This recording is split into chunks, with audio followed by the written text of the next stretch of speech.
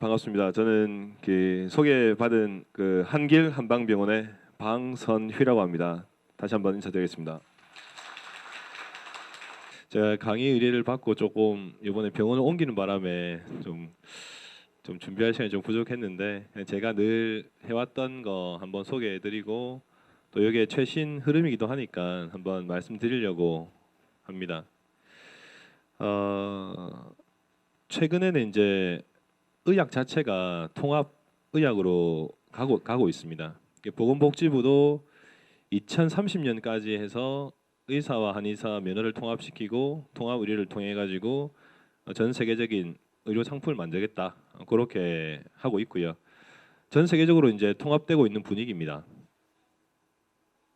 특히나 암 치료 부분은 어차피 한 번밖에 기회가 없기 때문에 많은 부분에서 환자들이 보완 치료, 대체 치료를 하고 있고 그래서 그 부분이 이제 전 세계적으로 통합되고 있는 분위기입니다. 그 흐름들을 한번 살펴보려고 합니다. 예전에 저한테 44년생 남자 환자분이 오신 적이 있습니다. 2013년도였고요. 2012년도에 따님이 위암으로 진단을 받고 수술을 하고 항암을 한번 하다가 이제 하늘로 가게 됐습니다. 그리고 그 다음 해 딱 4월에 본인이 빈혈이 심해서 삼성의료원에 갔는데 거기서 이제 진행성 위암이 나와서 6개월 안에 죽을 것이다 진단을 받았는데 치료법은 수술을 하고 항암 치료를 열심히 하면 한 1, 2년 살 수도 있고 수술하지 않고 항암을 하지 않으면 6개월도 쉽지 않을 것이다 라는 얘기를 듣고 굉장히 이제 고민을 하시다가 수술을 딱 결심을 하고 수술을 하기 전날 밤에 퇴원해서 부산에 내려와 버렸습니다. 아무리 해도 40대였던 딸도 수술을 하고 항암 한번 하고 죽었는데 내가 70대가 돼가지고 수술을 하겠냐, 그냥 밥이라도 실컷 먹고 죽겠다. 그래서 수혈만 하고 밥만 실컷 먹겠다고 그렇게 하시면서 제가 이제 저기 구소동에 있을 시절에 저한테 와가지고 얘기를 하셨습니다. 온 가족 중에 의사들도 몇 분 있었고요. 자제분 중에 약사도 있고 되게 가족들이 되게 많으시 6남매인가를 낳으셨더라고요. 그래 있는데도 아무도 그에 대한 정확 결정을 못 내렸었어요. 어떻게 할 것인가. 이런 경우도 있고요. 또 어떤 경우는 제가 서울에서 이제 의사 진료를 볼 때였는데 28살 먹은 여자 간호사였습니다. 그분도 삼성의료원에서 일을 하고 있는 간호사였는데 난소암이었어요. 미혼이었고 28세 여자였고요. 그래서 난소암은 특히나 항암 치료가 굉장히 잘 되는 암이라 가지고 이렇게 항암을 하면 보통 10명 중에 한 8명은 암이 완전히 사라지게 되는 완전 관해에 이르게 됩니다. 근데 이분은 28살임에도 불구하고 항암을 했는데 더 커지고 오케이 약을 바꿔서 했는데 더 커지고 또 바꿨는데 더 커지고 약을 한 7번을 바꿨습니다. 독성 항암제가 대략 한 100개가 좀 안 되게 있는데 그 중에 한 거의 절반을 사용한 상태에서 이제 몸무게는 한 20kg 빠지고 빈혈은 심하고 숟가락도 못 들 정도로 약해진 상태에서 이제 항암을 삼성의료원의 교수는 이제 하지 말라. 어차피 곧 죽을 건데 왜 힘들게 하다 죽냐. 근데 본인은 그래도 내가 젊고 20대니까 항암을 좀 더 하겠다. 그렇게 하면서 이제 항암을 하려고 체력을 만들려고 저한테 왔었던 경우가 있었습니다. 그래서 제가 참 항암을 참 말리고 싶었었는데 굳이 항암을 한다고 하니 한 번도 듣지를 않았었거든요. 그래서 일단 체력을 좀 높여서 밥을 좀 먹게 하고 그렇게 하려고 치료를 했던 기억이 납니다. 앞의 경우는 사실 치료를 하면 6개월 사는 게 아니라 2년, 3년 살 수도 있는 케이스인데 거부했던 경우고요.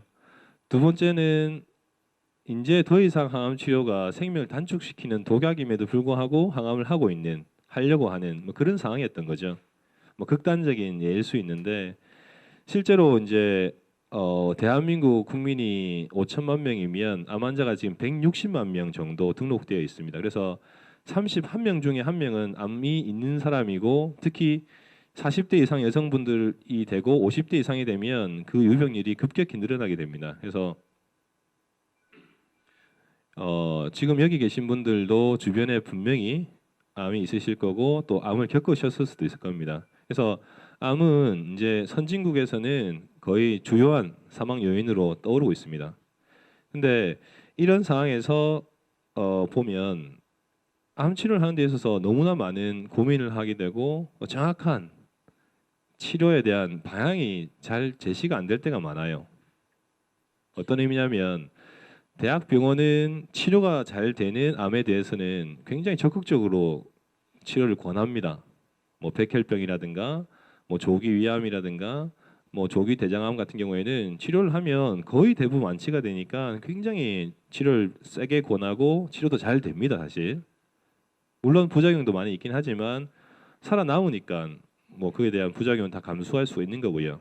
근데 이제 보통 항암이 잘 안 듣고 수술을 할 수 없는 진행된 경우의 암들은 대학병원에서도 사실은 뭐 딱히 뭘 이렇게 하자고 얘기를 잘 안 하고 하더라도 굉장히 소극적으로 이루어지고 있는 상태고요.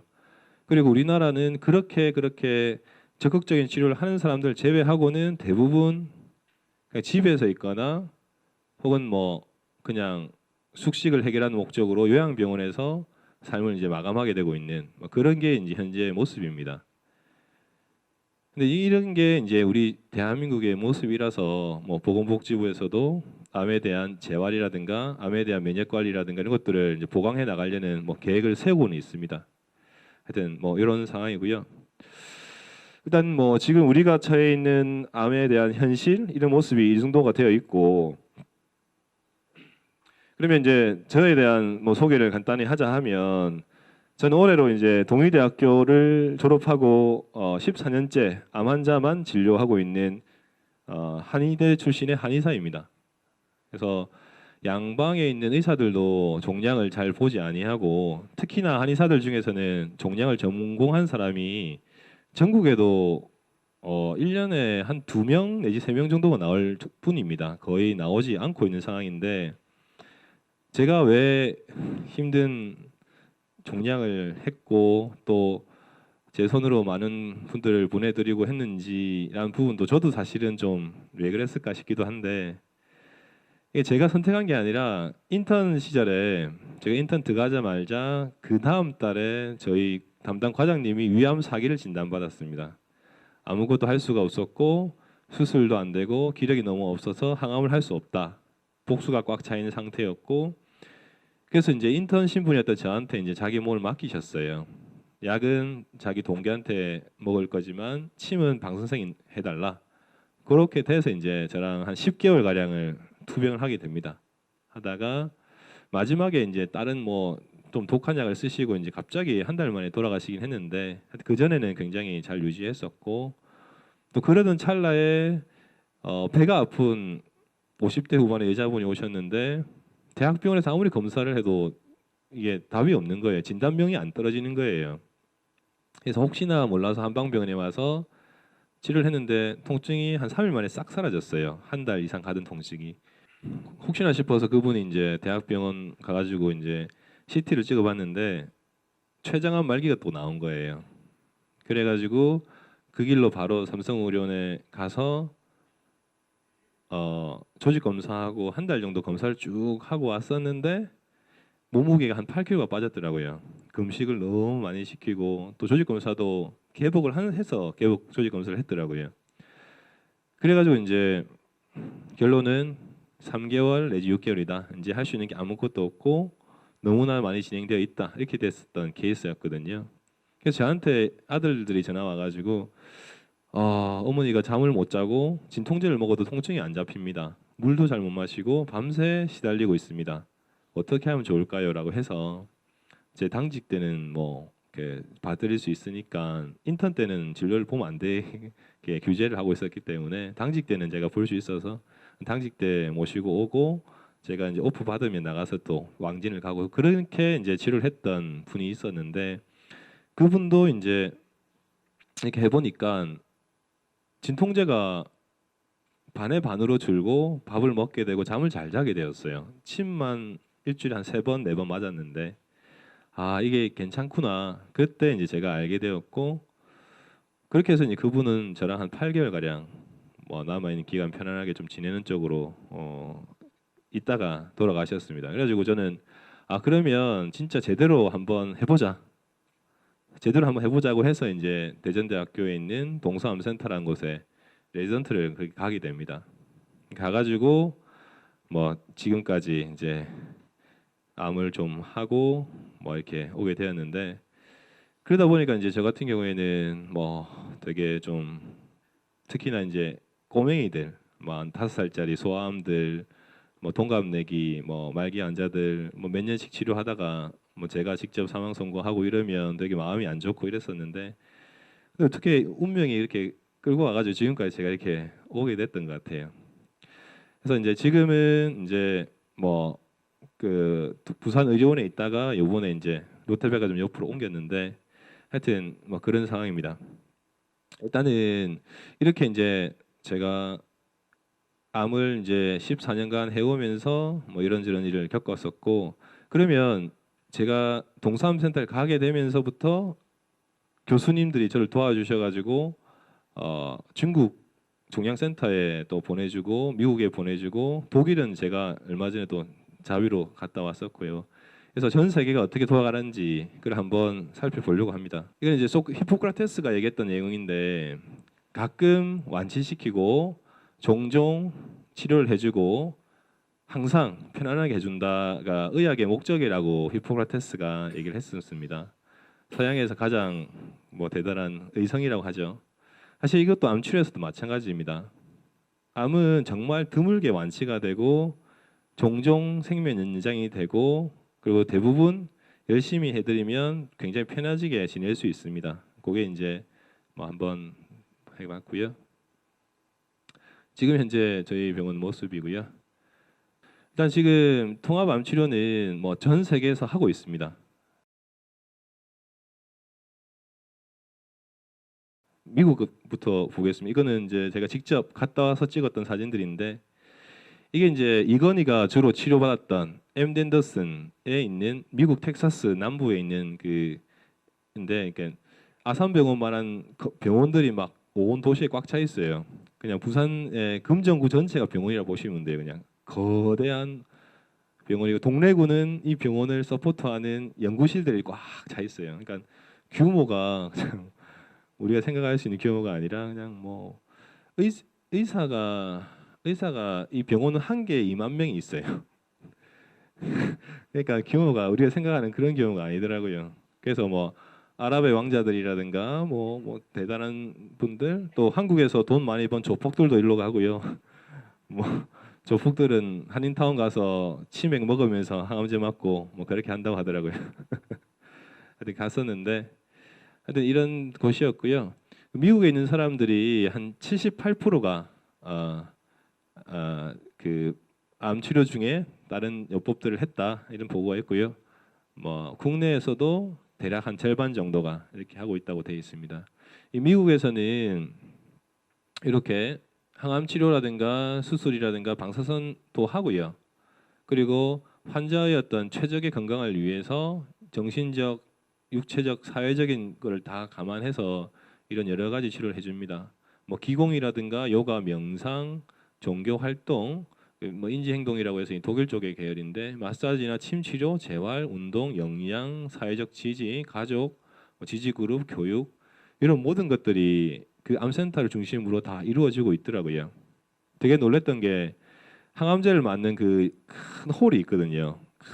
큰 항암제 맞는 홀이 있는데 화분도 쫙 있고 옆에 하프가 쫙 있어서 하프를 하면서 항암제를 딱 맞고 저 뒤에는 이제 그랜드 피아노로 탁 치면서 있고 그렇게 이제 항암을 하고 있길래 야, 좀 신기하다. 독일이나 한국에 가면 딱 침대에 딱 해가지고 심지어 사람이 뭐 이렇게 하면은 복도에 서서도 항암제 맞거든요, 한국에서는. 하여튼 뭐 미국에서는 좀 근데 알고 봤더니 그 MD 앤더슨이라는 곳이 워낙에 비싼 곳이라서 뭐 그런 것도 좀 있었고 텍사스가 좀 기부 문화가 많이 발달돼 있어가지고 그런 기부자들이 많아서 할 수 있는 특수한 상황이었습니다. 미국에서 이렇게 마사지 림프 부종에 대해서 마사지 치료하는 게 있고 이게 중국 출신의 중의사 출신의 침 치료자가 침을 치료를 하고 있었고요. 이거는 이제 운동 치료, 영양 상담 및 영담 치료, 영양 치료 이렇게 하고 있습니다. 미국에서는 암의 예방부터 장기 생존까지 이런 통합적인 치료들을 다 적용하고 거기에 대한 체계적 연구를 통해 가지고 효과를 이제 입증해 나왔고 이제 결과가 한 30년 이상 쌓여 있습니다. 예, 이분은 이제 음악 치료사인데 주로 이제 자폐 경향이 있는 어린 소아암 환자라든가 우울증이 있는 유방암 환자들이라든가 이런 분들한테 음악 치료를 많이 적용하고 있고요. 예, 이것도 침 치료, 마사지 치료. 이쪽은 이제 그 유방암 수술한 이후에 어깨 부종이 많이 오는데 그 림프 부종을 좀 제거하기 위해서 많이 시행하고 있고요. 요거는 거의 무료로 이용되고 림프 마사지나 이 침 치료는 보험에서 커버가 되기 때문에 수가가 발생하면서 치료를 하고 있었습니다. 중국은 이제 2007년도 제가 갔다 왔었는데 이거는 이제 최근에 나왔던 중국 광화문 병원에서 그 박병규 교수가 보고한 발표인데요. 중국은 지금 6억 명의 인구 중에 발생한 암 환자들의 90%가 한방 치료를 하면서 양방 치료를 하고 있다고 합니다. 그래서 중국도 한 50년을 고민을 했었는데 처음에는 1960년대부터까지는 한방을 가지고 삶의 질을 좋게 하는 증상을 좋게 하는 쪽에 집중을 했다가 1980년대부터 2000년도 20년간은 한약으로 암을 억제하는 치료 그거를 연구를 했었고요 국가적으로. 그러고 나서 이제 최근에 2000년대 들어와서는 그 근거를 확립하는 근거 중심 의학으로 가서 뭐 이제는 이제 진료 가이드라인까지 나온 단계에 이르렀습니다. 그래서 아마도 지금 서울의 일부 강남에 있는 분들이나 뭐 미국에 있는 분들도 이제 중국 베이징 가가지고 한약을 먹으면서 최신 치료를 하는 분들이 조금씩 생기고 있다고 합니다. 그만큼 이제 한 60년간 백데이터가 있으니까 이렇게 되고 있고요. 주로 하는 게 먹는 디콕션이라고 해서 먹는 탕약이라든가 붙이는 외부제, 그 다음에 한약으로 만든 주사제들, 뭐 우리가 흔히 알고 있는 감초나 뭐 생맥산이나 황기 뭐 등등의 약재들이 굉장히 많이 나와 있고 이게 한 40년 이상 써왔기 때문에 안전성은 다 확보되어 있는 상태고요. 이렇게 쓰고 있고 침 치료도 되게 많이 하고 있습니다. 예, 그래서 중국에서는 뭐 수술 전후에 항암 치료한 다음에 방사선 치료하는 중에 그 다음에 서양 치료를 할 수 없을 때 이렇게 하고 있었고요. 그래서 하여튼 뭐 중국에서는 나와 있는 논문이 1,300편이 있어요. 매달. 그 중에 수십 편의 논문이 나와요. 그러니까 1년에 매도 수만 편의 논문들이 나오고 있어요. 엄청나게 많은 연구가 이루어지고 있고요. 이게 이제 대략적으로 전 세계적인 흐름이 그러하고 또 그렇다면 우리가 이제 암에 대해서 한번 살펴볼 필요가 있지 않겠습니까? 그 다른 병들은 그냥 부러지거나 찢어지거나 건조하거나 뭐 두드러기 나거나 설사하거나 변비하거나 그냥 단지 기능상의 장부의 기능상의 문제가 있는 겁니다. 쉽게 치료가 되고 정리가 되고 나면 다시 돌아가지 않는 거고요. 근데 암이란 것은 악성 종양입니다. 양성 종양은 경계가 분명하고 국한되어 있고 더 이상 파고들지 않습니다. 근데 악성은 끊임없이 증식을 하고 멀리 퍼져나가고 또 쉽게 재발되고 왜 그러냐 하면 세포가 매일매일 생겨나고 자라고 죽습니다. 근데 그 세포가 신호가 잘못돼서 즉 유전자적 변형에 의해서 신호가 틀어져서 계속 증식하는 겁니다. 그래서 그냥 단순한 조직의 문제, 장부의 문제가 아니라 유전자의 문제입니다. 사실 이 부분은 인류가 접근할 수가 사실 없는 단계예요. 아직은 유전자를 통제하지 못합니다. 대신에 충분히 잘라낸 다음에 항암을 통해서 씨앗을 최대한 제거하고 방사선을 통해서 최대한 씨앗을 제거하는 데까지가 우리가 할 수 있는 것이고 그 다음 부분은 우리 몸에 있는 암을 억제하는 면역 감시 체계 그것으로서 억제할 수밖에 없습니다. 그게 지금 현재 인류의 모습이고 그래서 최근에 옛날에 10년 전에만 해도 면역으로 무슨 암을 치료한다고 하면 우리가 콧방귀를 꼈었는데 최근에 올해 노벨 의학상 받았던 그 항암제가 면역 항암제입니다. 우리 몸에 있는 면역을 약간 활성화시킬 수 있는 그런 물질을 넣어주니까 암세포를 잡아먹는 T세포들이 굉장히 활성화되면서 암이 확 줄어들었던 그런 것들이 이번에 노벨 의학상도 받았었고 지금 옛날에 이제 황금의 시대처럼 미친 듯이 전 세계가 지금 면역 항암제 달라붙어서 연구를 하고 있고 수천 개 이상의 지금 면역 물질들이 연구가 되고 있습니다. 그러니까 아마 앞으로는 면역 항암제가 암 치료의 대세가 될 거라고 오는 시대에 왔어요.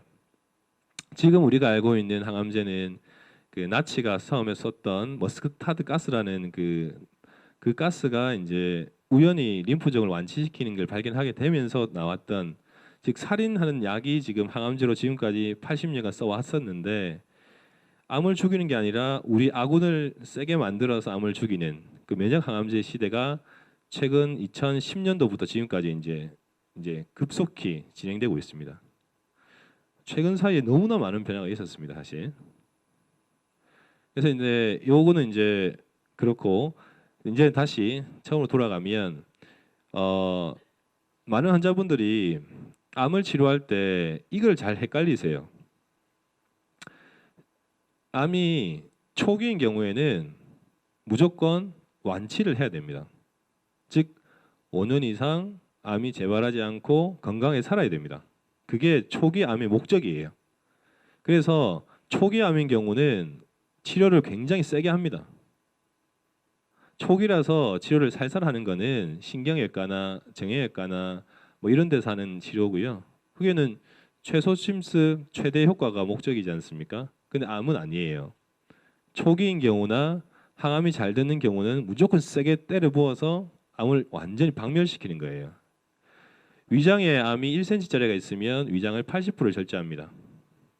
대장에 암이 1cm가 있으면 대장의 30에서 40cm를 이만큼 잘라냅니다. 그리고 주변에 있는 림프절 40개, 50개, 70개를 잘라냅니다.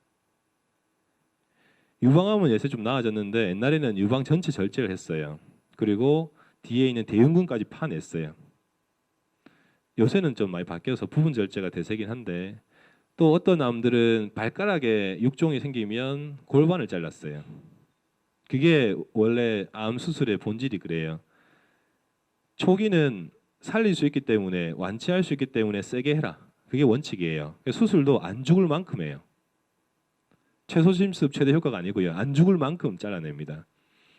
그게 이제 1단계의 본질이라서 이건 완치를 목적으로 하기 때문에 초기인 경우나 치료 반응이 좋은 경우는 환자분들이 많은 분들이 그냥 모호하게 뭐 수술하면 더 커진다더라. 뭐 항암하면 암이 더 퍼진다더라. 말도 안 되는 얘기를 듣고 본인이 초기임에도 불구하고 수술을 거부하고 항암을 거부하기도 합니다. 일전에 그 전라도에 어떤 군의 군수의 사모님이 있었어요. 그 뭐 하여튼 선거를 통해 가지고 뭐 하는 분이었는데 그분이 이제 선거를 하고 막 이렇게 몇 번 선거를 치르면서 너무 스트레스를 많이 받았는지 유방에 조그만 게 잡혔어요. 그래서 아산병원에 가서 이게 뭐냐 했더니 유방암 초기다. 2기초라서 수술하고 항암하면 뭐 완치될 확률이 뭐 95% 이상이다. 그렇게 얘기를 했는데 교수님이 조금 좀 쌀쌀맞게 얘기했나 봐요. 아산병원 교수님들이 쌀쌀 맞은 경우가 많거든요. 그래가지고 그분이 약간 우울증이 또 좀 있었거든요. 그래서 치료를 안 하겠다고 그냥 집에 와버린 거예요. 3년이 지나서 저한테 왔었을 때는 유방에 있는 종괴가 12cm가 돼서 유두는 이제 허물어져 있었고 진물이나 피가 계속 흐르는 상태에서 이제 저한테 왔던 거예요. 그 패드를 완전히 이렇게 감아 싸가지고 이렇게 왔었는데 3년간 뭐 하셨어요? 그랬더니 그냥 뭐 동네 한의원 가서 뜸 뜨고 그냥 뭐 잘 살았어요라고 하더라고요. 그분 같은 경우에는 만약에 3년 전에 했다면 완치가 됐을 확률이 90%가 넘는데 방치한 거죠. 하여튼 그런 부분들이 있는데 타이밍 놓친 경우들이 많이 있어요. 또 여자분들 유방암 환자분 중에 남편한테 말하는 게 부끄러워가지고 유방암 진단 받고 한 2년 동안 숙성시키다가 팔다리가 힘이 없어가지고 중풍이 온 줄 알고 갔더니 유방암에 뇌가 전이 됐는데 남편한테 말하기 부끄러워가지고 말을 안 했던 분도 있었어요. 그래서 제가 방사선 치료하고 그분 또 다행히 방사선 치료가 잘 됐고 항암을 잘 해서 좋아지긴 하셨는데 저도 깜짝 놀랄 때가 많아요. 특히나 그렇게 좀 그런 분들이 있어서 그래서 어쨌든 초기면 완치할 수 있고 5년, 10년, 20년 살 수 있습니다. 치료가 아무리 힘들어도 뚫고 나가야 되고 돌파해 나가야 되고 또 최근에는 부작용을 최소화할 수 있는 치료들이 많이 개발됐어요. 수술 기법도 굉장히 발전했고요. 유방암은 이제 전절제를 거의 안 합니다. 예, 전절제 한 거랑 조금 부분 절제하고 방사선 치료한 거랑 생존율이 똑같아요. 재발률이 똑같은 게 나왔어요. 최근 한 10년 안에. 그래서 최근에는 특수한 경우를 좀 제외하고 대부분이 부분 절제로 갑니다. 또 최근에는 수술을 하시면서 동시 보건도 많이 하고요. 그래서 옛날같이 그런 심각한 사항들이 많이 줄었어요. 특히나 유방암은 좋은 게 환자도 많고 치료법도 많고 연구도 많이 하고 또 좋은 약들도 많이 나왔어요. 굉장히 예후가 좋아지고 있습니다. 근데 이제 2단계는 보통 우리가 진행암이라고 하는데 이런 경우는 2기 내지 3기 정도의 암을 얘기합니다. 위암 2기, 뭐 대장암 3기 이 정도가 되면 보통 그 5년 내 생존율이라고 해서 5년 뒤에 살아있을 확률을 얘기하는데 보통 한 50%에서 뭐 높으면 70% 낮으면 30% 정도 나오는 그런 정도의 암을 우리 2기 내지 3기 암으로 크게 볼 수 있습니다. 이런 경우는 연간 단위의 연장이라고 보시면 됩니다. 3년 살 사람이면 5년, 7년 살게 하고 1년 살 사람이면 열심히 해서 2, 3년 살게 하는 거가 2단계 진행암의 목적입니다. 물론 이런 경우에 이런 연장으로 시작했지만 완치가 되는 분들도 있어요. 뭐 제가 실명은 얘기 안 하겠지만 부산의 모 기업의 사모님이 난소암 4기여서 6개월 얘기 들었는데 30년째 살아있고 지금도 사업을 하고 계세요. 뭐 부전동 어디서 뭐 등등 있습니다. 그런 분들은 있어요 분명히. 처음에 목적은 이랬지만 결국엔 초기암처럼 완치를 향해 갔고 완치가 된 거예요. 가끔 이제 수술을 너무 세게 해서 날씨가 흐리거나 하면 다리가 좀 붓는다고 해서 붓기 좀 빼러 오시긴 하는데 뭐 아주 완치가 된 케이스가 있거든요. 그렇고요. 3단계는 완화입니다. 완화. 요거는 몇 개월 단위의 연장입니다. 치료 안 하면 한 달 내지 2달 안에 죽을 것 같은 사람인데 항암을 하거나 뭐 또 면역 치료를 하게 되면 그런 분들이 6개월 혹은 1년, 1년 반을 살 수도 있습니다. 제가 했던 케이스 중에서도 뭐 이번 달에 죽을 거예요. 올해를 못 넘길 거예요. 뭐 2달을 못 넘겨요 했던 사람들이 뭐 치료를 통해 가지고 뭐 길게는 뭐 3, 4년, 뭐 짧게는 1, 2년까지 연장했던 분들이 많이 계시거든요. 그러니까 아예 사기라 하더라도 항암을 아예 포기하는 분도 있지만 조금 몸을 만들어서 항암을 해서 또 좋은 성과를 내는 분들이 많이 계세요. 그래서 크게 보면 초기인 경우에는 오히려 치료가 굉장히 힘들 수 있는데 거의 5년, 10년, 20년 살 수가 있고요. 2, 3기인 경우에는 몇 년 단위 연장을 할 수가 있을 것이고 완화의 단계는 몇 개월씩이라도 연장할 수 있는 것. 그 췌장암 같은 경우에는 그 5년 생존율이 5%가 채 안 됩니다.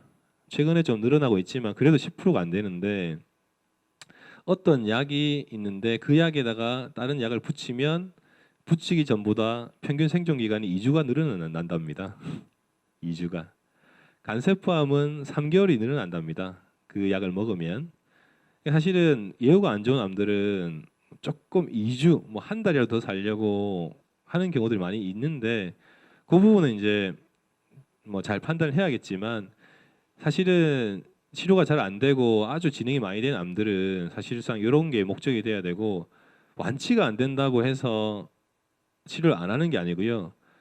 치료를 안 하게 되면 우아하게 3개월 살다가 똑 죽는 게 아니라 힘들게 6개월, 3개월 버티다가 죽는 거거든요. 근데 치료를 하게 되면 그나마 6개월, 1년은 편하게 있다가 마지막에 뭐 한두 달이 힘들 수 있겠죠. 그래서 진행되는 암 같은 경우에도 그냥 내 사귄다 포기할래. 어차피 완치 안 되면 안 할래. 주로 남자분들이 그러시거든요. 내가 뭐 미련 없어. 뭐 완치 안 되면 왜 해? 뭐 이러는데 또 여성분들은 또 그런 분들은 잘 없으세요. 네, 하여튼 일단 사기인 경우에서도 이렇게 완화해서 충분히 아까 얘기했듯이 충분히 항상 편할 수는 있다고 했어요. 가끔 완치하고 종종 치료해 주지만 조금만 집중해서 치료하면 편안해질 수는 있어요. 네, 여러 가지 의미에서. 그럼 이게 이제 우리가 치료 단계를 봐야 되는데 그러면 암 치료가 왜 이렇게 어렵고 힘든가? 그걸 한번 우리가 이해를 해야 될 것 같아요. 보시면 우리 몸에 하루에도 한 2,000개에서 10,000개 정도의 암세포가 생기고 있어요. 저도 그렇고요. 지금 여기 계신 분들도 많이 생기고 있을 거예요. 근데 우리 몸에 수십조 개 이상의 면역 세포들이 걔네들을 잡아먹어요. 인지하고 얘가 암세포야, 얘 나쁜 애야, 얘를 먹어야 돼, 죽여야 돼 하고 그 암세포가 죽고 나면 암세포의 파편을 기억했다가 그 기억세포, 메모리셀한테 넘겨줘서 또 저장 창고에다가 이 코드를 또 저장해 놓거든요. 그런 시스템이 태어나서부터 거의 한 20년간 성인이 될 때까지 이렇게 성숙되어 있습니다. 그 체계를 가지고 우리가 평생을 살아가는 거예요. 면역 감시 체계, 면역력 이런 것들이 분명히 있기 때문에 우리가 이제 암이 없이 살아가고 있습니다. 우리 입안에 있는 세포는 이틀마다 죽어요. 뇌 세포는 10년에 한 번씩 죽고요. 적혈구는 120일을 살아요. 각 세포마다 주기가 있고 계속 돌아가고 있어요. 근데 우리 몸의 세포가 70조 개, 80조 개인데 그 이틀마다 죽어나가는데 한 번씩 에러가 안 생길까요? 매년 김장을 해도 맛이 똑같던가요? 매번 속옷을 빨아도 똑같이 빨리나요? 다르잖아요. 이게 세포 계속 분열하다 보면 에러가 쌓입니다, 한 번씩. 근데 그게 쌓이면 우리 면역 감시 체계가 확 해서 확 죽여버려요. 그러니까 우리가 암이 없는 거예요. 그러니까 암은 우리 같이 이게 큰 다세포 생물들, 세포가 여러 개 모여서 살아가는 이 동물들한테는 필연적인 그냥 삶의 한 부분이에요, 부분. 그걸 없이 살아갈 수가 없습니다. 우리는 돌멩이가 아니라 우리 몸 돌멩이가 아니라 분수의 분수. 어린이 공원 가면 있는 분수 있지 않습니까? 세포가 계속 뿜어져 나와야 돼요. 그게 뭐 꿀피부니 물광피부니 하는 피부들은요. 그 피부에 속에 있는 진피세포가 되게 영양력 뭐 좋아서 새로운 세포를 계속 만들어내서 피부가 맑은 거예요. 애기들 보면 피부가 맑지 않습니까? 뭐 명상 많이 하신 분들 보면 피부가 맑지 않습니까? 이게 피부 각질층 밑에 있는 진피층에 있는 줄기세포가 분화력이 좋은 거예요. 그게 우리 삶의 본질이고 분수처럼 뿜어져 나오는 세포들의 덩어리가 우리 몸이거든요. 그걸 갖다가 이제 면역 세포들이 정리해주고 살아가고 있는데 우리가 이제 열받거나 잠 못 자거나 뭐 돈을 떼었거나 뭐 등등등의 뭐 일들로 해서 열을 많이 받잖아요. 그리고 짠 거 먹고 뭐 또 매운 거 먹고 뭐 또 담배를 태운다든지 뭐 등등등 스트레스 요인을 많이 겪게 되면 암세포가 조금 많이 생겨요. 원래 2,000개 생기던 게 4,000개가 되고 10,000개가 될 수 있어요. 그러면 암세포가 늘어나면 면역력은 좋을까요? 면역력이 떨어질 만한 환경이 있으니까 이건 내려가고 이건 올라가겠죠. 근데 그 환경이 몇 개월, 몇 년 지속되면 암이 되는 거거든요. 이게 남자들은요. 동의보감도 그렇고 국가암정부 통계도 그런데 주로 술 먹고 담배 피워서 암이 생겨요. 남자들은 주로 폐암, 간암, 술 먹어서 위암 대부분 그래요 보면 남자들 위암 대장암이 굉장히 상회되어 있고요. 여자분들은 다 화병이에요. 우리가 되게 그런데 보세요. 머릿속에 우리 코 뒤편에 보면 뇌하수체라고 있습니다. 호르몬을 주관하는 조그만 덩어리가 있고요. 그 밑에 갑상선 있죠. 그다음에 흉선 있고 유방 있고 난소 있고 자궁 있고 자궁 내막 있고 이 종축이 다 호르몬 의존이에요. 호르몬의 지배를 받아요. 우리가 폐경이란 것은 여성성의 상실이기도 하지만 호르몬으로부터 자유를 얻는 거예요. 호르몬은 발암 물질이에요. 발암 물질일 수도 있어요. 왜냐하면 자궁이 비우했다가 줄어들면서 생리를 하잖아요. 그러면 스트레스가 되겠죠. 일하기 싫은데 자꾸 일을 하니까 애들 스트레스 받잖아요. 마찬가지로 호르몬은 종족 번식을 위해서 그 조직을 자극을 주거든요. 그 자극이 좋은 자극일 때도 있고 일하기 싫은 사람은 짜증이 나거든요. 그래서 이제 그 호르몬 자체가 어떤 암의 요인일 수 있는데 그러면 호르몬은 뭐 냅두면 되잖아요. 근데 호르몬은 대뇌의 지배를 받기 때문에 스트레스에 민감해요. 스트레스 많이 받으면 호르몬 관련된 병이 많이 와요. 그래서 여자분들은 갑상선암, 유방암 많죠 요새, 난소암도 많죠, 자궁 내막암도 많죠. 이 다 호르몬에 관련된 스트레스가 누적돼서 호르몬 체계가 흔들린 거예요, 사실은. 그래서 유방암 환자 중에 갑상선 같이 있는 사람 많이 있고요. 난소암과 유방암 같이도 많이 생겨요. 영화 배우 중에 안젤리나 졸리 그 사람은 유방암이 생길 것 같아서 난소까지 절제했잖아요, 이번에. 그런 게 호르몬 계통의 문제라는 뜻이에요. 남자들은 술, 담배만 끊으면 암의 절반 이하가 예방이 되고요. 여자분들은 스트레스만 피하면 되는데 그게 뭐 인류가 계속해도 안 되더라고요. 옛날에 조선시대에도 늘 그랬었어요. 맨날 책 보면 그랬더라고요. 하여튼 어쨌든 화병 관리 잘 하셔야 되는데 경상도 사시는 어머님 분들이 좀 안타깝고요. 저도 보면 로컬에 진료를 하다 보면 화병 있는 어머님 할아버지가 가끔 같이 오면 왜 화병 있는지 알겠더라고요. 와 정말 저도 아주머니가 올 때마다 풀어드리면 눈 펄 얼굴 펄 해가지고 왔는데 할아버지가 완전 뭐 절벽 같은 사람이더라고요. 하여튼 그렇고 또 웃긴 건 서울 가면 남자들이 화병이 그래 많아요.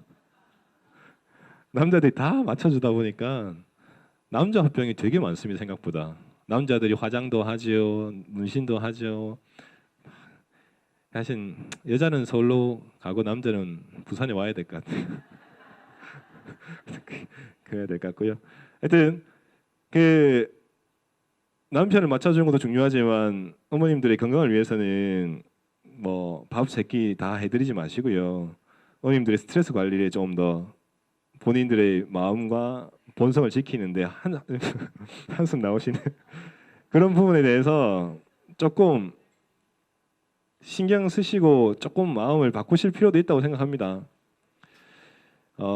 특히나 이제 뭐 그런 부분들이 여자분들은 스트레스가 진짜 큰 요인이란 게 뭐 여러 군데에서 밝혀지고 있습니다. 그러면 뭐 그럼 다시 그럼 암 치료가 왜 이렇게 힘드냐라고 다시 얘기를 해보면 결국에는 우리가 암을 진단받을 때는 암의 크기가 1cm가 돼야 돼요. 우리가 CT를 찍으면 CT 한 컷이 나오는 그 슬라이드의 두께가 8mm 내지는 1cm예요. 그죠? 그러면 그 1cm가 되어야지만이 복부나 흉부 CT에서 뭐 이상하다 뭐가 있네 이런 얘기를 할 수가 있어요. 1cm가 안 되면 희미한 뭐 뿌옇게 뭐 이렇게 뭐 약간 간유리처럼 뭐 반투명 유리처럼 보일 수 있거든요. 그럼 1cm가 돼야지 우리가 진단을 내릴 수가 있는데 1cm가 되려면 암세포가 1g이고요. 암세포가 10억 개예요. 1cm 암이 10억 개예요. 그러면 1cm가 되려면 어떻게 돼야 되냐면요. 자, 2의 0승이면 숫자로 1입니다. 이게 한 개가 두 개가 됐습니다. 암세포가 분열을 했겠죠. 그 다음에 다시 4개가 됩니다. 한 번 분열하고 두 번 분열하고 2 곱하기 2는 4잖아요. 4개가 됐습니다. 계속 분열을 하게 됩니다. 우리가 1cm가 돼야지 1cm고 2의 30승이면 2의 10승이 10의 10승이 되고 대략 1g의 1cm의 종계가 되는데 전이가 되는 게 2의 20승에서 돼요. 크기가 0.001cm, 즉 1mm가 되기 전에 전이가 시작이 됩니다. 굉장히 놀라운 일이고요.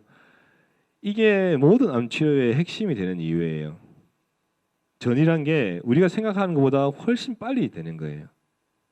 근데 2의 30승이면 1cm인데 2의 20승이면 굉장히 먼 것 같지만 1000분의 1이거든요. 1000분의 1. 근데 이게 벌써 20번 분열한 거예요. 세포가 워낙 작기 때문에 20번 분열해봤자 1mm 채 안 되는 거예요. 그러니까 우리가 폐암인데 폐에 뭐 5mm짜리 결절이 있었는데 폐를 절반을 툭 잘랐어요. 그래서 조직 검사를 해봤더니 암이 나왔어요. 오케이. 근데 완치가 돼야 되잖아요. 초기 암이고 5mm짜리 때문에 폐를 절반을 툭 잘랐는데 완치율은 불과 70%, 50%밖에 안 돼요. 그러니까 1cm가 안 돼도 그래요. 폐암은 특히나 그렇거든요. 그 말은 뭐냐면 특히나 간과 폐는 피가 너무 많이 가는 장기라서 뭐 그런 특수한 상황도 있지만 1cm가 되기 전에 전이가 된다는 점, 즉 우리가 말하는 미세 전이, 조그만 전이들이 많이 있다는 뜻이에요. 우리가 보지 못하는 피 검사에는 나올 수 있어요. 종양 관련된 암 표시자에서. 근데 이런 것 때문에 우리가 이제 미세 전이와의 전쟁이 결국 지금의 암 치료의 핵심인 거예요. 네. 이 정리를 하면 암세포 하나가 20번 분열하면 0.01mm가 돼서 전이가 시작이 되고요. 30번 분열하면 1cm가 되고 우리가 발견을 하는데 다행히 이때는 발견이 되면 완치를 할 수 있어요. 다행히.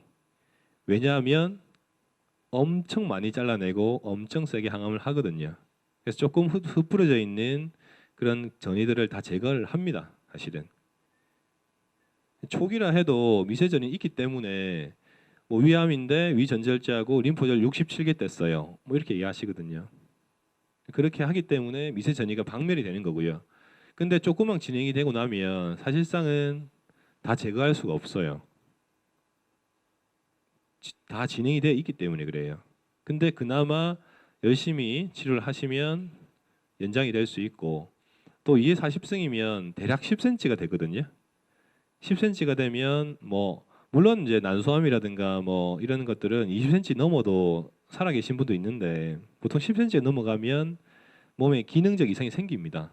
뭐 복수나 부종이나 황달이나 호흡곤란이나 등등등 생기면 죽게 되거든요. 이게 2의 40승이에요. 그래서 40번 분열하게 되면 주먹만한 종괴가 되고 그러면 이제 사망에 이르게 되는 거거든요. 이런 게 이제 기본적인 암의 개요라 보실 수 있고요. 그러면 아까도 잠시 얘기했지만 이렇게 암이 진단됐으면 수술은 안 죽을 만큼 세게 하라는 거예요. 최대한 잘라내라. 그리고 화학요법은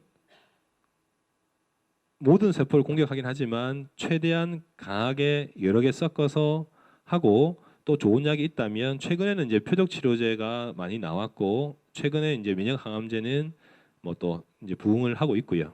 그런 약들이 얘네들은 좀 되게 순한 약이라서 부작용이 좀 적긴 한데 어쨌든 순수에 맞게 가장 좋은 약부터 세게 써가면 된다는 거죠. 방사선은 뭐 그 부위에 대한 효과는 대부분 있는 편이니까 필요할 때 이제 추가적으로 할 수가 있고요. 근데 이렇게 힘든 암 치료는 항상 고민해야 될 게 부작용보다 이익이 많을 때 해야 됩니다. 아까 얘기했던 그 난소암 환자는 부작용이 훨씬 큰데 이익은 없는데 한 거예요. 항암제 7번 바꿨는데 내성이 없겠습니까? 어떤 약을 써도 안 들어요. 절대 안 듣습니다. 근데 한 거죠. 이런 경우는 고집을 통해 가지고 손해를 너무 많이 입은 거죠. 거의 뭐 한 번 하고 나면 3일에서 5일을 거의 뭐 식물이 간 상태처럼 퍼져 있다가 이제 깨어나니까 거의 뭐 목숨 걸고 하는 거죠. 그래서 항상 그 암이란 것 자체가 이렇게 수술 항암 방사선이 굉장히 힘들기 때문에 우리는 이익이 얼마나 크냐, 손해가 얼마나 있느냐 이걸 잘 봐서 결정을 해야 될 것이죠. 예, 하여튼 그 항암 치료에 대한 내용인데 항암 치료도 막 옛날에 뭐 요새도 그렇지만 일본에 나와 있는 이상한 뭐 이렇게 그 분들 보면 항암제는 무조건 나쁘다. 절대 하지 마라.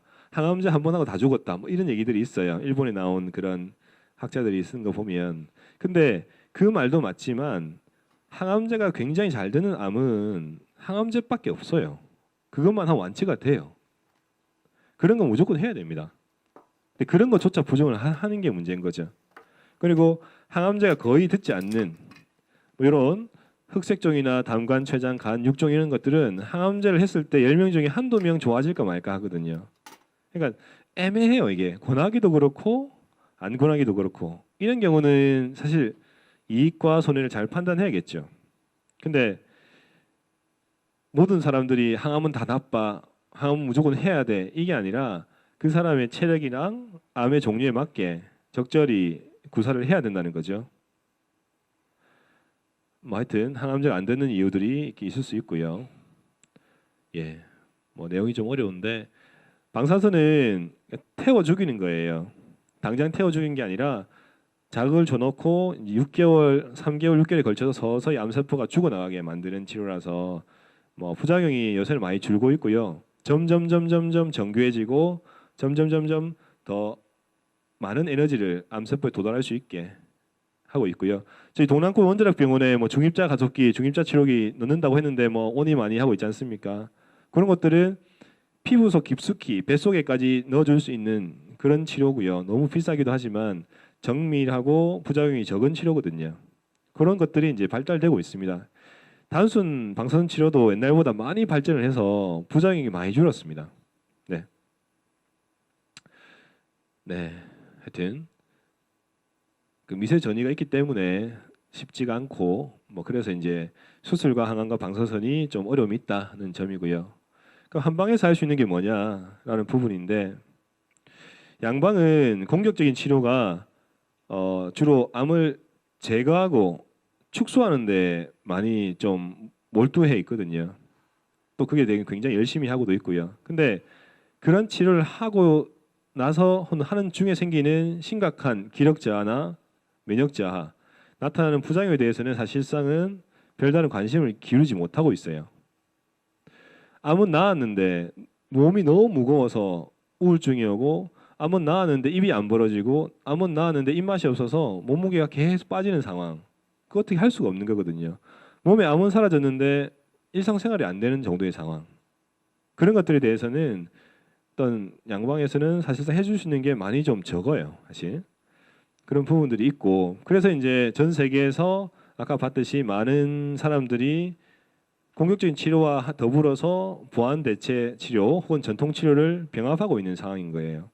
근데 우리나라는 뭐 중국, 뭐 대만, 한국 이렇게 해서 한의학이 원형이 보존되어 있고 어떤 종주국으로서 어떤 기능이 있는 곳이기 때문에 국내 같은 경우에는 뭐 저 같은 경우도 있지만 한 30년 정도 이 한의 현대 종양학이 있습니다. 그 연구들이 누적돼 있고요.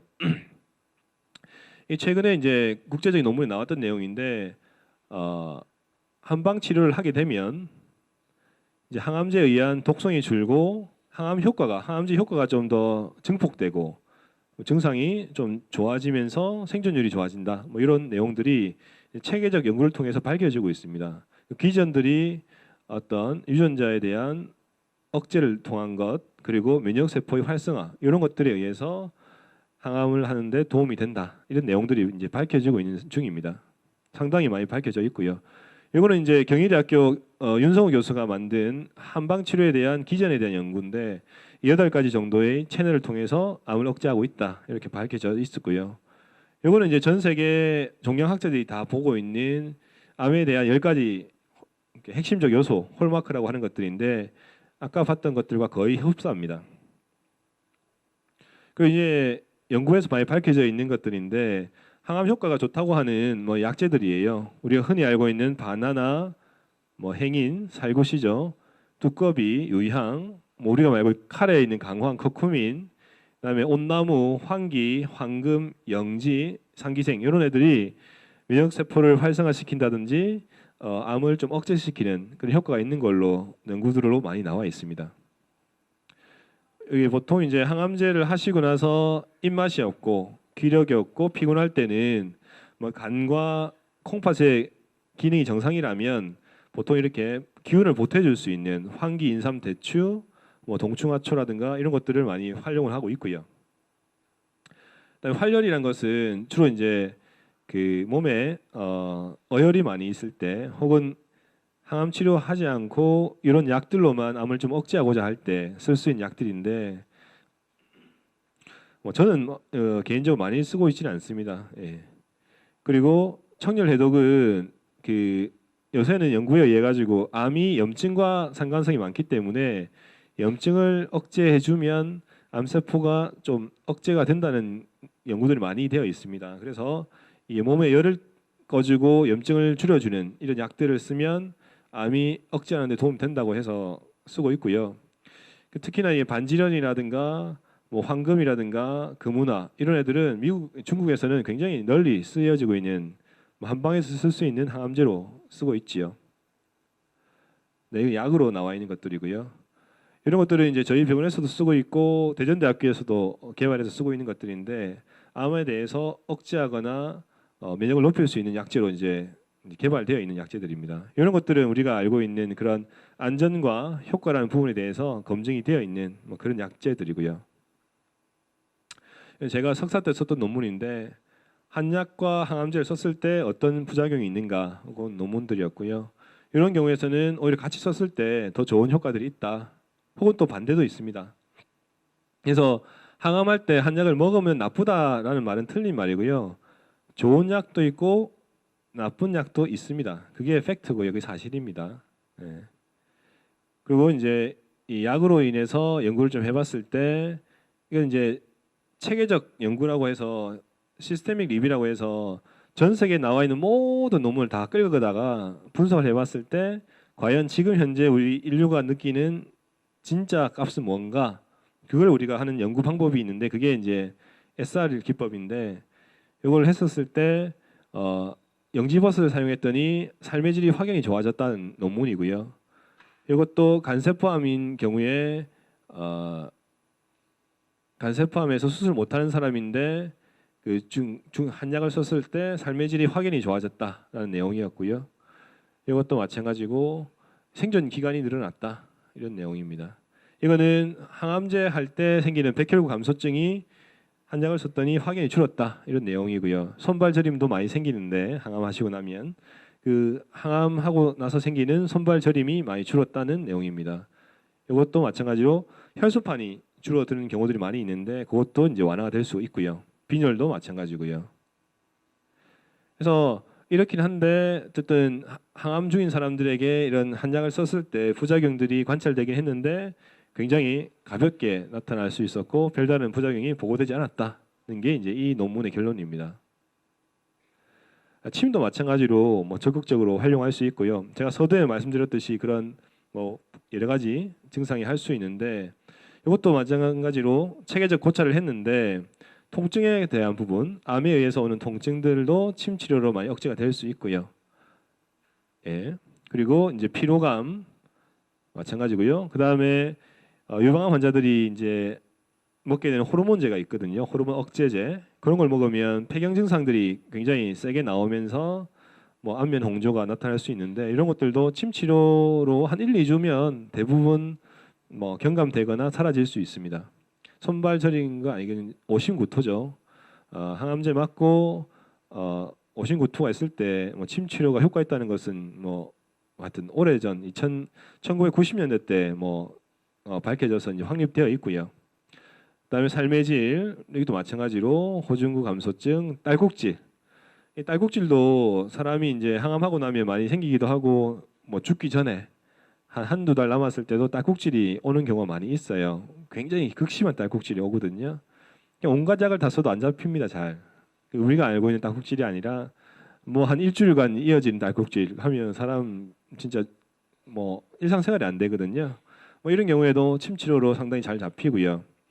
그다음에 얼굴에 이제 방사선을 쐬고 나서 얼굴에 그 침샘이 다 파괴돼 가지고 입이 많이 건조해졌을 때 그 혀를 내밀어 보라 그러면 그냥 피부처럼 바짝 말라 있어요.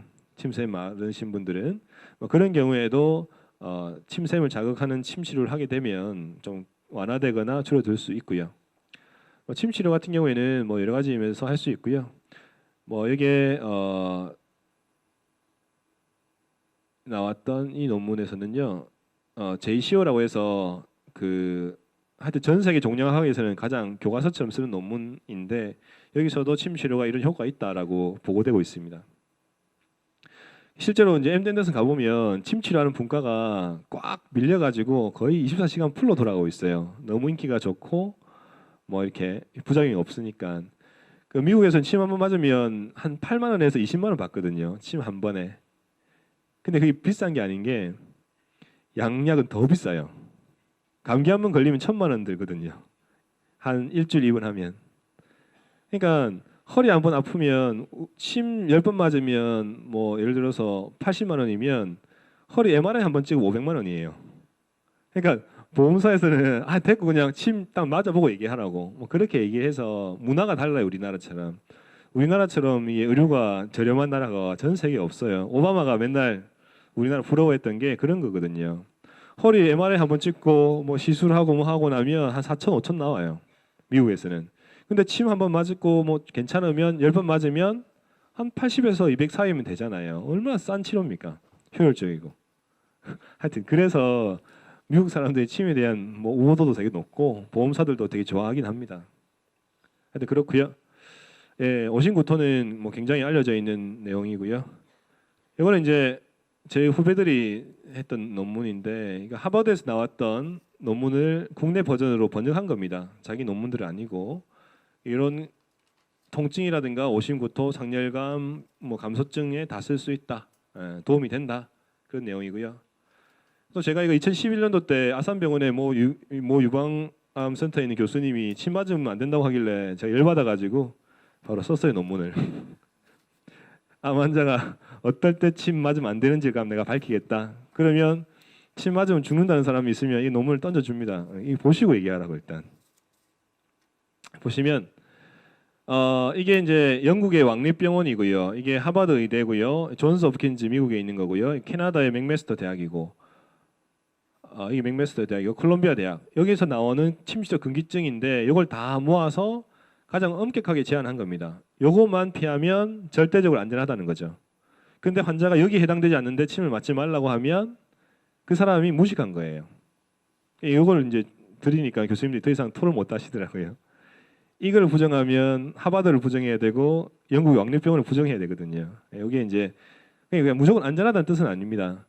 백혈구가 500개, 그러니까 호중구가 500개 이상, 혈소판이 5만 개 이상, 그리고 척추에 심각한 뼈저리가 없어야 하고 보형물에는 넣으면 안 되고 몇 가지가 있는데 그것만 피하면 되는데 대부분의 암 환자들에게 적용 가능합니다. 보통 이제 유방암 수술하고 나서 림프 부종이 굉장히 심한 환자들이 있거든요. 그 코끼리 다리처럼 꽉 부어 있는데 그런 경우는 그 팔에는 침 놓으면 안 됩니다. 염증이 잘 생기고 낫지가 않습니다. 그런 것들 몇 개만 피하면 절대적으로 안전하고 영국에서 이제 200만 건의 침 치료를 분석해 봤더니 부작용 발현 빈도가 아스피린 저용량 아스피린보다 3분의 1이라는 거죠. 굉장히 안전한 치료라는 거죠. 그래서 이런 부분들은 뭐 안심하시고 가셔도 침 맞으셔도 될 것 같고요. 그러니까 지금 현재 면역학에서도 얘기하지만 몸 자체는 하나의 덩어리입니다. 신경계 아까 얘기했잖아요. 화병이 생기면 호르몬이 흔들린다 했잖아요. 그 말은 신경계가 내분비계를 흔들고요. 그 교란된 내분비계가 면역계에 영향을 줘서 암세포가 생길 수 있는 환경을 만든다는 거죠. 그러니까 우리가 마음을 편안하게 먹고 잠을 잘 자고 식사를 규칙적으로 하고 운동을 하면 세 개 다 좋아져요. 근데 이제 열받는 일이 있다고 계속 밥도 잘 안 먹고 잠도 잘 못 자고 속을 계속 끓이면 이 전체 다 무너져요. 그러면 하루에 생기는 암이 2,000개인 사람이 아니라 하루에 생기는 암이 2만 개인 사람이 되고 그걸 억제할 수 있는 면역 세포는 더 줄겠죠. 실제로 이제 우리 병원에서는 그 NK셀 활성도 검사라는 걸 하게 되는데 정말 스트레스 많이 받으신 분을 보면 그 수치가 뭐 0, 1 이렇게 나와요. 보통 500이 넘어야지 정상적인데 스트레스 많이 받거나 뭐 혹은 항암을 했다든가 이러면 그 수치가 거의 바닥을 기고 있어요. 즉 면역 세포가 굉장히 쉽게 다운될 수 있는 거예요. 그래서 항상 면역을 높이려면 스트레스 관리하고 잠을 잘 자야 되고 식사를 뭐 골고루 드셔야 되고, 그리고 일주일에 한 2번, 최소한 2번 정도는 유산소 운동을 통해서 몸을 좀 뭐 운동을 해서 하고, 또 스트레칭 같은 거 해서 장부의 기능을 좀 좋게 할 수 있게 좀 풀어 주셔야 되고, 뭐 그런 것들이 이제 핵심일 건데, 어쨌든 여기 있는 어머님들은 이제 화병만 좀 잘 관리하시면 될 것 같습니다. 예, 그렇고요. 예, 같은 얘기고요. 이게 항암 체질과 발암 체질인데, 제가 이제 지금 입원해 있는 환자분 중에 모 환자분이 삼관왕이에요. 5년 전에 콩팥에 암이 생겼고요. 3년 전에 유방에 암이 생겼고요. 작년에 위암이 생겼어요. 삼관왕이에요. 다른 분도 있어요. 자궁경부암과 유방암과 갑상선암이 같이 생긴 분도 있어요. 왜 이 사람은 암이 생길까요? 왜 계속 생길까요? 뭐 그런 이유들이 있겠죠. 그 사람은 계속 뭔가에서 문제가 생기는데 그걸 억제할 수 있는 힘도 약한 거예요. 근데 어떤 분을 보면 96세인데 멀쩡해요. 뭐. 얼굴 너무 좋아요. 뭐. 왜 암이 안 생길까요? 뭐 100살 다 돼가는데 멀쩡해요. 뭐 카랑카랑해요. 뭐 어떻게? 뭐가 문제일까요? 그 내적 환경, 그 암이 생길 수 있는 미세 환경이, 이 사람은 암이 생길 수 있는 환경인 거고요. 세팅값이. 이 사람은 암이 계속 생기더라도 계속 제거하는 타입인 거예요. 그러니까 뭐 우리가 뭐 브라질처럼 뭐 이렇게 총기가 뭐 난립해 있는 나라가 아니고, 우리나라처럼 총기가 아예 없는 나라, 아예 체계가 다른 거죠. 스위스처럼 기술이 발달한 나라, 동남아처럼 막 어려운 나라, 아예 몸 자체 환경이 다른 거예요. 그래서 여기 계신 분들도 아까 말했던 뭐 식사, 운동 등등등에서 안 좋은 요소들을 좀 제거하는 것이 암 예방도 되고, 만약에 내가 병이 걸리더라도 그 병을 헤쳐나갈 수 있는 기초 체력이 되니까 좀 필요할 것 같고요. 뭐 암에 대해서는 몇 가지 면역이 얼마나 중요한 건데, 하여튼 그렇습니다. 간을 잘라내고 이식을 하거나 하면 면역 억제제를 먹게 되는데, 면역 억제제를 먹으면 암이 잘 생겨요. 5배 정도. 그 말은 뭐냐면 면역이 억제되면 암이 생긴다는 거죠. 그리고 면역 결핍 환자들은 암이 잘 생깁니다. 그리고 여기도 아마 류마티스 약 드시는 분 계실 것 같은데, 소염 진통제나 스테로이드는 괜찮은데 센 류마티스 약은 면역 억제제나 면역 변형제를 씁니다. 그런 환자들은 암이 잘 생겨요. 그런 부분들이 암에 있어서 면역이 얼마나 중요한가를 보여줄 수 있는 내용이 되겠죠. 네, 그래서 지금까지 왔던 거는 암을 하는 데 있어서 제일 중요한 것은 미세 전이를 얼마나 제거할 것이냐, 그리고 그 암이 초기이면 완치를 향해 가고, 말기이면 완화를 하고, 그 중간이면 몇 년 단위로 연장을 해보자는 거고요.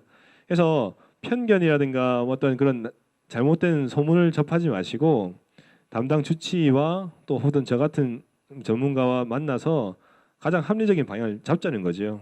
이런 것들이 생각보다 안 되는 경우가 많아요. 그냥 누가 뭐라 카더라, 뭐 카더라 통신에 너무 의존해가지고 그게 좀 굉장히 위험한 경우가 많이 있습니다. 그래서 여러 군데에서 의견을 종합해서 가장 합리적인 방향을 선택하시면 좋겠고요. 시간이 많이 됐는데 일단 간단하게 뒤에 내용이 좀 자료가 많다 보니까 빨리 넘어가겠습니다. 그럼 지금 우리 병원에서 뭘 하고 있는지를 보여드리면, 수술이 워낙 크니까 후유증이 많이 있겠죠. 위암 수술하거나 하면 소화가 안 되고 장유착이 오고 변비가 오고 식욕부진이 오고 체중 감소가 옵니다. 뭐 극복해야겠죠. 뭐 그런 것들. 유방암 수술하고 오면 림프 부종이 오고 얼굴에 홍조감이 생기면 그 극복해야 되니까 뭐 그런 것들입니다. 이분은 이제 얼굴에 편도암 수술하고 입이 안 벌어졌던 환자인데 결국에 치료를 하고 입이 벌어져서 보시면 볼살이 달라졌죠. 몸무게 20kg가 회복이 됐거든요. 원래 20kg 빠졌다가 먹게 되면서, 이런 경우는 이제 방사선 후유증이 극복했던 케이스고요. 이분도 저희 병원 방송에 여러 번 나왔던 분이라 아마 보신 적 있으실 거예요. 이거는 제가 이제 스웨덴에 냈던 국제적인 논문이었는데, 이런 게 1억짜리 논문이었는데 하여튼 나왔었고요. 연구하는데 돈 진짜 많이 듭니다. 12명 했는데 1억 들었어요. 물론 제 돈은 아니었습니다. 국가 돈이었습니다. 예. 그다음에 이제 이게 병행 치료인데 항암하거나 방사선할 때 힘들지 않습니까? 예, 그럴 때 부작용, 즉 오심구토라든가 변비설사, 탈모, 피로, 손발저림 많이 올 수 있습니다. 이건 이제 독성 항암제 기준으로 봤을 때요. 이런 분들은 이제 유방암의 패전인데 뭐 항암제랑 같이 하면서 부작용도 줄고 이게 암도 많이 줄어들었습니다. 이게 없어지셨죠? 여기 콩팥암인데 종괴가 점이 없어졌습니다. 부작용도 별로 없이 항암을 잘 견뎠던 케이스고요. 이번 췌장암인데 이 덩어리가 많이 줄진 않았는데 이 정도 했던 덩어리가 조금 더 줄어든 상황이었고요. 대신에 이제 부작용 관리가 잘 됐던 케이스였습니다. 이분은 이제 아무튼 젊은 폐암 환자였는데 완전히 사라졌습니다. 그리고 항암에 대한 어떤 부작용도 없었던 케이스였고요. 예, 항암을 잘 받았던 거죠. 이분은 이제 지금 저희 병원에 현재 입원해 있는데 뭐 6개월 잔다고 했는데 지금 4년째 암이 없어진 상태로 살아가고 있습니다. 지금은 이제 면역 치료만 하고 있고요. 예, 지금 암이 있던 게 거의 사라지고 있습니다. 예, 이분도 담당암이 이만큼 컸는데 지금 이렇게 줄어들었고 여기 있는 암들이 많이 줄어들었죠. 그래서 항암을 잘 받았고요. 하여튼 이렇게 항암 치료하면서 부작용이라든가 기력저하라든가 이런 것들이 잘 극복되니까 항암을 또 잘 받아내고 그러니까 항암제 효과를 더 많이 보는 거죠. 그런 것들을 할 수가 있고요. 이거는 이제 병경 치료를 받았을 때 얼마나 했는가 했을 때 부작용이 많이 줄더라. 현저히 감소되었다. 이런 게 병행 치료 하기 전에는 이만큼 부작용이 있었는데 하고 나니까 절반 이하로 다 떨어졌습니다. 이런 것들이 이제 관찰될 수 있고요. 그다음에 폐암에 있었을 때 생존 기간이 늘어났다는 논문이고요. 이것도 이제 저희 후배가 아마 했던 논문인데 정태영이가 했고요. 이것도 이제 국제적인 논문에 실렸던 내용입니다. 위암도 마찬가지고요. 이제 박재우 우리 또 의국 후배인데 이렇게 해서 위암도 마찬가지로 병행을 했을 때 좀 더 오래 살았고요. 네, 이렇고 그다음에 수술, 항암, 방사선 다 끝나고 나서 치료가 종결된 다음에 기력이 회복이 안 되고 부작용이 극복이 안 될 때 또 당연히 개입할 수가 있습니다. 똑같이 손발 저리고 빈혈 있고 뭐 하여튼 이런 증상들이 있는데 이 사람은 이제 코 쪽에 암이 생겼는데 항암제를 하고 나서 얼굴에 통증이 많이 왔었어요. 방사선도 했고 해서 얼굴이 아프고 저리고 잠을 못 자고 했었는데 통증을 이제 많이 좀 잡아줬던 거의 소실됐던 사람이었습니다. 이분도 손발 저림 때문에 왔었고요. 이분도 난소암인데 10cm였는데 완전히 사라지고 항암을 했는데 손발 저림 때문에 뭐 잘 걷지도 못했었거든요. 그래서 뭐 치료하고 이제 다 좋아져서 회복됐던 케이스였고요. 이분 이관왕 유방암하고 자궁경부암이 동시에 진단받았던 케이스였는데 수술을 양쪽 다 해가지고 팔다리가 다 부었어요. 네 쪽 다.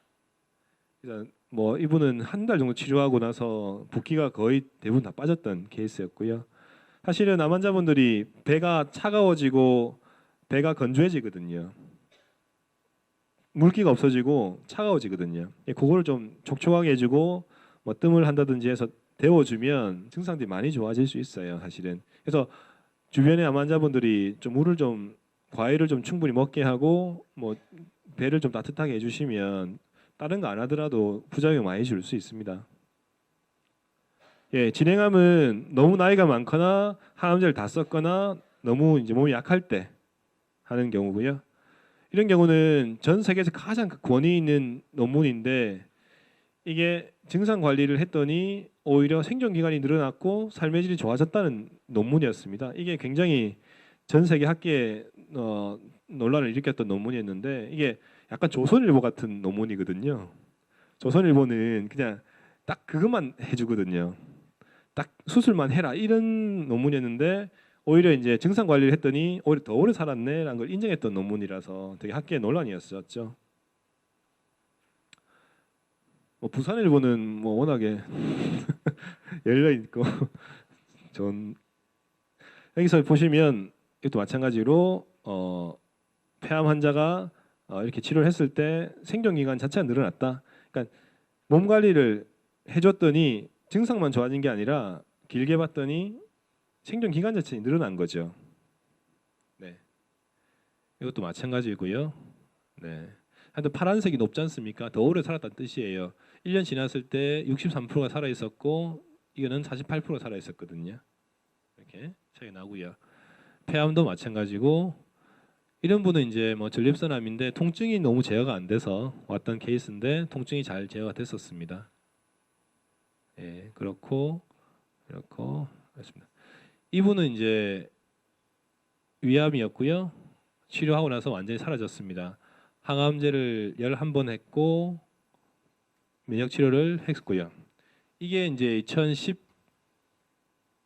2014년도 일인데 지금까지 재발하지 않고 올해 4월에 완치 판정 받았던데 이분이 제가 처음에 말했던 그 할아버지입니다.